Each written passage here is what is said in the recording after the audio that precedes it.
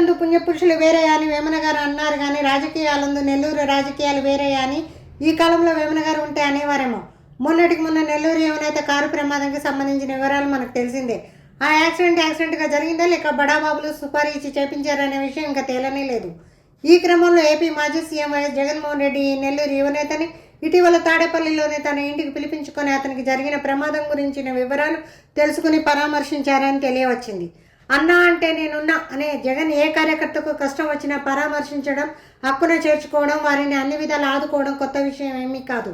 అటువంటి జగన్మోహన్ రెడ్డి తనకు అత్యంత సన్నిహితుడైన నెల్లూరు యువనేతని తన ఇంటికి పిలిపించుకొని పరామర్శించిన అనంతరం నెల్లూరులో సమకాలీన రాజకీయాలు, మారుతున్న సమీకరణాల గురించి వీరి భేటీ దాదాపు 3 గంటల పాటు జరిగిందని తెలియవచ్చింది. వాటి వివరాలను బయటికి పొక్కకుండా జాగ్రత్తలు తీసుకున్నారు. ఏది ఏమైనా నెల్లూరు రాజకీయాలలో త్వరలో ఏదో ఒక గొప్ప మార్పు జరగబోతోందని, ఏదో ఒక కిరీటం ఉవ్వెత్తున ఎగరబోతోందని తెలుస్తోంది.